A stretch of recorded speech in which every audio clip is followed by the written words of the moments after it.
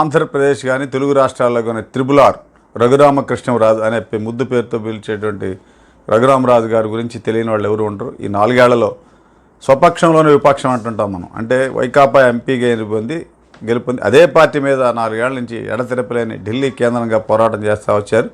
అనూహ్యంగా రాష్ట్రంలో జరిగేటువంటి రాజకీయ పరిణామాల్లో ఆయనకి బీజేపీలో సీట్ రాకపోవటం ఇప్పుడు ప్రధానంగా తెరపై మీదకి వచ్చి చర్చనీయాంశమైంది. దీనికి సంబంధించిన అంశాలను మనం ప్రధానంగా ఈరోజు చర్చించుకుందాం. రఘురామకృష్ణరాజు పారిశ్రామికవేత్తగా దేశంలో అనేక వ్యాపారాలతోటి పెద్ద పెద్ద రాజకీయ నాయకులతో కూడా మంచి పరిచయాలు సంబంధాలు ఉన్నాయి. ఇలాంటి నేపథ్యంలో రఘురామకృష్ణరాజు రాష్ట్ర విభజన తరువాత 2014లోనే నర్సాపురం బీజేపీ టికెట్ కోసం ట్రై చేశారు. ఆ సందర్భంగా ఆ అలయన్సుల మధ్య ఈయన సమీప బంధువుకి బీజేపీ సీటు గోకరాజు గంగరాజు పెట్టడంతో ఈయన కొంచెం వెనక్కి తగ్గాల్సి వచ్చింది ఆ ఎన్నికల్లో. ఆ తర్వాత 2019 వచ్చేసరికి గోకరాజు గంగరాజు రాజకీయంగా వెనక్కిపోవటం, ఈయన తెలుగుదేశంలో సీట్ ఇస్తానన్నా కూడా కాదని జగన్ కొంచెం ముందుగానే అడ్వాన్స్ అయ్యి నువ్వు పోటీ చేయాల్సిందని పట్టుబట్టి చేయడంతో మొత్తం మీద నర్సాపురం నుంచి బీజేపీ అభ్యర్థిగా పోటీ చేసి రఘురామకృష్ణరాజు 2019లో నవ్యాంధ్రప్రదేశ్లో నర్సాపురం ఎంపీగా లోక్సభలో అడుగుపెట్టాడు. ఇది ఆయన రాజకీయ ప్రస్థానం. అంతకుముందు ఆయన పరిశీలిస్తే విజయవాడ సిరీస్ రాజు, అంటే సిరీస్ కంపెనీ అని చెప్తూ ఉంటాం, కొంచెం ఇంకొద్దిగా ముందుకెళ్తే అప్పట్లో విజయవాడలో సిరీస్ రాజు, వంగవీటి రంగా అప్పట్లో ఆయన కార్పొరేటర్గా ఉన్నప్పుడు వీళ్ళిద్దరి మధ్య విజయవాడ పట్టణ కాంగ్రెస్ అధ్యక్ష పదవి కోసం హోరాహోరీ పోరు జరిగింది.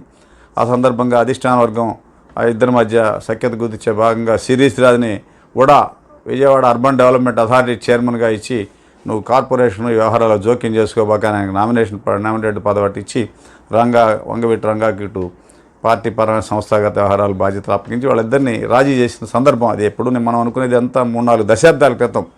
అలా కనుమూరి బాపిరాజు అంటే తెలియని వాళ్ళు లేరు. 3 చట్టసభలకు పనిచేశాడు ఆయన. ఎమ్మెల్యే, ఎమ్మెల్సీ, లోక్సభ సభ్యుడు. 3 చట్టసభల్లో పనిచేశాడు. టీటీడీ బోర్డు చైర్మన్గా 2 సార్లు పనిచేశాడు. రాష్ట్ర మంత్రిగా పనిచేశాడు. కైకలూరు ఎమ్మెల్యేగా, కృష్ణా జిల్లా కైకలూరు ఎమ్మెల్యేగా రాజకీయ ప్రస్థానం ప్రారంభించాడు. చాలా సుదీర్ఘంగా ఉన్నటువంటి కనుమూరి బాపిరాజు అన్న కుమారుడే ఈ రఘురామకృష్ణరాజు. ఇలా రాజకీయ నేపథ్యం ఉన్న రఘురామకృష్ణరాజు అంటే ఆ కుటుంబానికి చెందినటువంటి రఘురామకృష్ణరాజు దేశంలోనే అత్యున్నతమైనటువంటి పవర్ ప్రాజెక్ట్ సెక్టార్ వ్యాపారాలు అడుగుడిగాడు. దాంతో పెద్ద పెద్ద కంపెనీలు, పెద్ద పెద్ద రాష్ట్రాలకి విద్యుత్ అమ్మటం, ఇటువంటి వాటితో బలమైన లావాదేవీలు ఉండటం, ఆ కోణంలోనే ముఖ్యమంత్రి రాజశేఖర రెడ్డికి మంచి పరిచయాలు ఉండటం, బాగా సన్నిహితంగా ఉండటంతో సామాజిక వర్గాలు వేరైనా కూడా కేవీపీతో వియ్యం అందుకోవటం, ఇట్లా రఘురామకృష్ణరాజు అనేక విధాలుగా తెర మీదకి వచ్చాడు. సంస్థాగతంగా పార్టీలో జరిగే లోపాలను వేలెత్తి చూపడంతో వాటిని జగన్ జీర్ణించుకోలేకపోవటం, అలా రఘురామకృష్ణరాజు జగన్కి మధ్య అభిప్రాయ భేదాలు వచ్చాయి. ఆ సందర్భంగా గోదావరి జిల్లాలో చెందిన నేతలంతా కూడా జగన్కి అండగా ఉండి రఘురామకృష్ణరాజుని విమర్శిస్తా వెలివేసినట్టుగా చూసే ప్రస్థానం ప్రారంభమైంది. ఆ దశలో తెలుగుదేశం అంటే వైకాపా వ్యతిరేక శక్తులు రఘురామకృష్ణరాజుకి అండగా ఉన్నాయి. అలా జర్నీ సాగే దశలో చివరికి రఘురామకృష్ణరాజు మీద కేసు నమోదు చేయటం, సిఐడి పోలీసులు ఆయన అరెస్ట్ చేయటం, గుంటూరు సబ్ జైలుకు తీసుకురావడం, ఇక్కడ ఆ రోజు రాత్రి ఆయన మీద హత్యా ప్రయత్నం జరిగిందని పోలీసులు కొట్టడం, అది సుప్రీంకోర్టు దాకా వెళ్ళడం, ఇవన్నీ మనకు తెలిసినాయి 4 ఏళ్ల పాటు. దాన్ని దృష్టిలో పెట్టుకుని 4 ఏళ్ల నుంచి ఢిల్లీ కేంద్రంగా ప్రధానంగా ఇటు తెలుగుదేశం పార్టీ, అటు జనసేన, బీజేపీల మధ్య సఖ్యతను నేర్పడంలో ఒక కీలకమైనటువంటి పాత్ర కూడా రఘురామకృష్ణరాజు పోషించాడు. రాజధాని రైతులు అంటే అమరావతి రాజధానిని వ్యతిరేకిస్తా 3 రాజధానుల పేరుతో జగన్ ముందుకు వచ్చిన సమయంలో కూడా రఘురామకృష్ణరాజు దాన్ని వ్యతిరేకిస్తా అమరావతి రాజధాని, అమరావతి రైతులుగా నా మద్దతు అని చెప్పి ప్రత్యక్షంగా పాల్గొని రాజధాని దేవస్థానం నుంచి న్యాయస్థానం అని రాజధాని రైతులు చేపట్టినటువంటి కార్యక్రమానికి తిరుపతి ముగింపు సభలో వైకాపా ఎంపీగా ఆయన సభలో అడ్రస్ చేశాడు పాల్గొని. ఇలా బాగా ప్రజల్లో ఉండటం, ఆ తర్వాత ఢిల్లీలో బీజేపీ నేతలతో రెగ్యులర్గా సంబంధాలు ఏర్పాటు చేసుకొని పదే రాష్ట్ర ప్రభుత్వం మీద ఫిర్యాదులు చేయటం, ఏకంగా జగన్కి బెయిల్ ఎందుకు రద్దు చేయలేదని కోర్టుకు వెళ్ళటం, ఇలా జగన్ కేసులు ఇప్పటి వరకు 10 ఏళ్ల నుంచి బెయిల్ ఎందుకు ఉందని ఇటీవల కూడా వేయటం, తర్వాత జగన్ ప్రభుత్వ హయాంలో జరిగిన అవినీతి మీద కూడా ఆంధ్రప్రదేశ్ హైకోర్టులో పిల్ వేయటం, ఇటువంటి అన్ని ప్రభుత్వ వ్యతిరేక విధానాలన్నిటికీ వేలెత్తి చూపుతూ ఉంటాయి. చివరికి వైకాపా నేతలు జగన్కి రఘురామకృష్ణరాజు కంటిలో నలుసులా తయారాడు. దీంతో అసలు రఘురామకృష్ణరాజుని ఎట్లా మనం అణగదొక్కాలనే ప్రయత్నాల్లో పూర్తిగా నిమగ్నమయ్యారు. ఒకవైపు బీజేపీ, జనసేన, తెలుగుదేశం పార్టీ పొత్తులులో నరసాపురం రఘురామకృష్ణరాజు అభ్యర్థి. ఒకవేళ బీజేపీ లేకపోయినా జనసేన, తెలుగుదేశం పార్టీ పొత్తుంటే రఘురామకృష్ణరాజు నరసాపురంలో జనసేన అభ్యర్థి, తెలుగుదేశం అభ్యర్థి, లేకపోతే బీజేపీ అభ్యర్థి, ఆయన పోటీ చేసేది నరసాపురం, ఏ పార్టీ టికెట్ అనేది తర్వాత తేలుద్ది అనేటువంటి వాతావరణం కూడా మనకి వచ్చింది. అయితే బీజేపీలో ఉన్న జగన్ కోవట్లు, అంటే జగన్ పార్టీకి, జగన్కు అనుకూలంగా ఉండే బీజేపీ నేతలు జాతీయ స్థాయిలో చేసిన వ్యవహారాలతో అక్కడ అనూహ్యంగా భూపతిరాజు విజయ్ కుమార్ రాజు మనవడు, అంటే ఒక చిన్న కార్పొరేటరుగా పనిచేసినటువంటి బీజేపీ నేతను తీసుకొచ్చి నరసాపురం ఎంపీ టికెట్ అడ్డం పెట్టి రఘురామకృష్ణరాజుని పక్కన పెట్టారు. ప్రధానంగా గతంలో బీజేపీ రాష్ట్ర అధ్యక్షుడిగా పనిచేసినటువంటి సోము వీర్రాజే కీలక పాత్ర వహించారని సోషల్ మీడియాలో కూడా వచ్చింది. సోము వీర్రాజు నడిపినటువంటి వ్యవహారంతో భూపతిరాజు విజయ్ కుమార్ రాజు కుమారుడు బీజేపీ రాష్ట్ర కార్యదర్శిగా ఉన్నాడు అని చెప్పి, ఆయన సీనియరు, గతంలో కూడా ఎంపీకి పోటీ చేసి ఓడిపోయాడు రాజమండ్రి అని చెప్పి ఆయన తీసుకొచ్చి అడ్డం పెట్టి రఘురామకృష్ణరాజుని పక్కన పెట్టారు. దీంతో రఘురామకృష్ణరాజు భవిష్యత్తు ఒక్కసారి 2 రోజుల నుంచి అంధకారంలో ఉంది.